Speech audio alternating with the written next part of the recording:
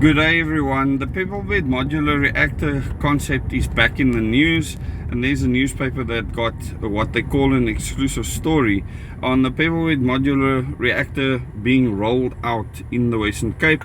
The plan is for 480 megawatt units, so that's over 300 megawatts worth, and that's not going to be enough to make the Western Cape power independent, because you need thousands of megawatts to do this. They're going to have to do at least 10 times that.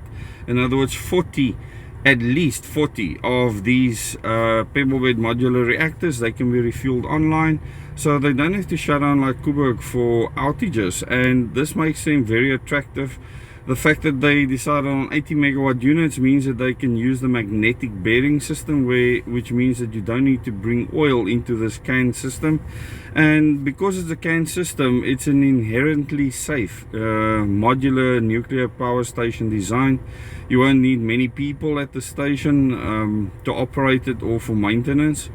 And this is actually excellent news for people that want the Western Cape to be power independent. The DA certainly wants this.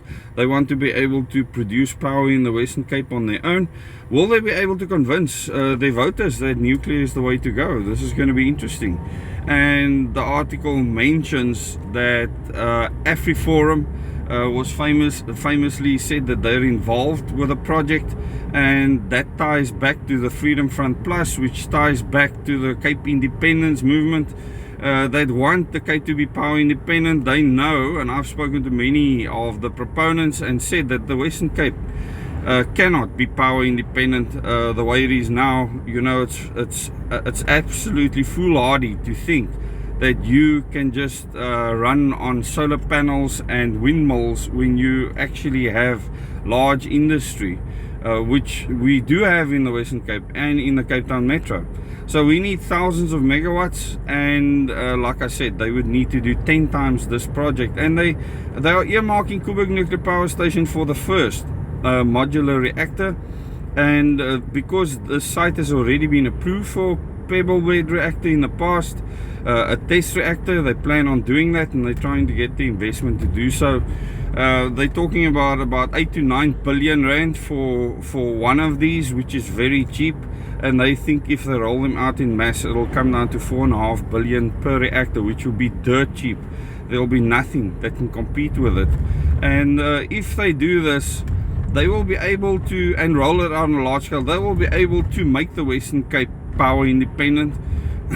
And I can't see it happening or being done before 2030, but that timeline is certainly possible and viable. And this was one of the greatest stumbling blocks that the DA had in making the Western Cape power independent, is they didn't have the power supply to do so.